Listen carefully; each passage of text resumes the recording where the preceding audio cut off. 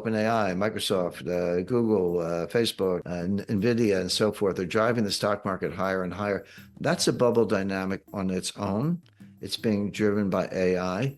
That's not even the application of AI. That's the AI narrative around the stock market. So it's almost as if AI is doing double duty. It's the narrative is creating a stock market bubble, and the reality is priming it for a colossal collapse. So get ready for that. So let me give a very concrete example of that. So the stock market, we saw in March 2020, it fell 30% in 1 month, the quickest crash in history of that magnitude. And what happens in a situation like that?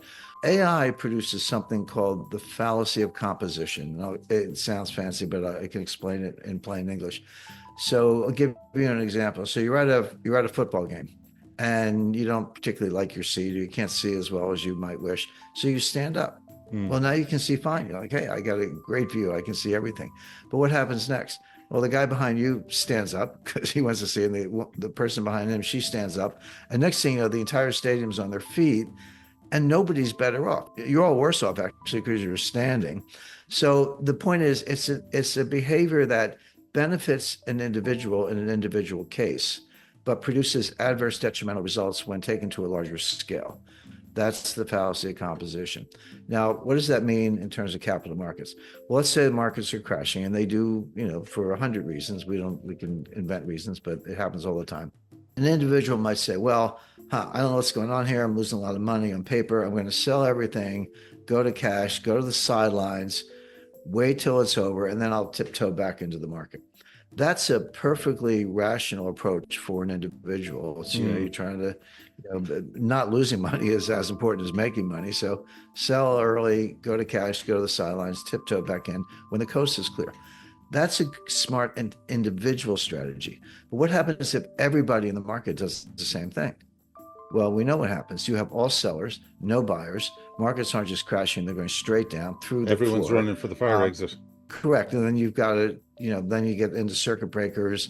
They don't work. People queue up to sell as soon as the circuit breaker's over. It keeps going. And at the end of the day, if it's bad enough, the regulators will not just close the markets. They'll, for 15 minutes, which is what a circuit breaker does, they'll close the markets, indefinitely.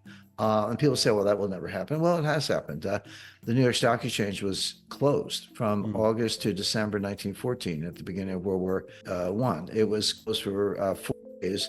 We're trading days after 9/11. So apart from weekends and holidays, those things do happen. So there's an example of a behavior that is good for the individual, but disastrous on a large scale.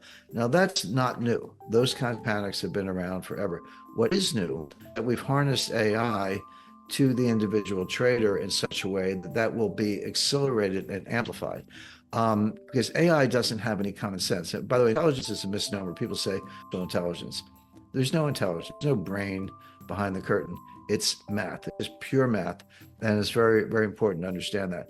So now what happens is, we're handing over our decision-making to artificial intelligence. There are actually hedge funds that have launched to say, we're not going to pick, we're going to let the artificial intelligence pick the stocks for us. And by the way, some of them have had some early success. It's often the case that if you're the only one doing it or you're early, you get some benefits. But again, as I described, as more and more people jump in, they'll all be on the same side of the boat and it'll tip over. So what you're doing basically is you're taking human nature, which hasn't changed in the history of civilization, but probably much longer than that, combining it with AI, which mimics it, putting it together and getting into a feedback loop that will amplify and accelerate the dangers I'm describing. That same thing is true in a banking panic. So we've all seen grainy black and white pictures of bank runs in the 1930s where you have mostly men in overcoats and fedoras in the rain lined up around the block trying to get their money out of the bank, which they're not going to do because the insiders already took the money. But we recall that from the Great Depression. This is exactly the same thing, but at much faster speeds, much faster scale. So now, an example would be in a bank run, you just take your iPhone, your Android out and say, move the money here, push, done. And then you text your friend, hey, get out while there's still time. He or she does the same thing, boom, done. But take it further. So actually a lot of people have built-in instructions, built-in stop losses that will do that behind the curtain. You don't even have to do it yourself. It'll just happen because everyone's programmed.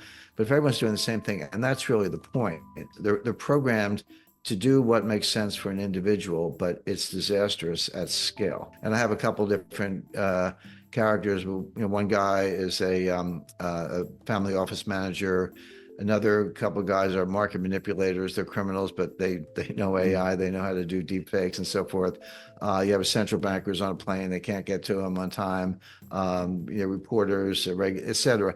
And then, Chinese intelligence are trying to disrupt the market. They're not even trying to make money. They're trying to destroy the markets. And the point I make is that there's no mastermind. It's not as if the Chinese cyber warriors are in touch with the market manipulators. It's not as if the market manipulators are in touch with the portfolio manager.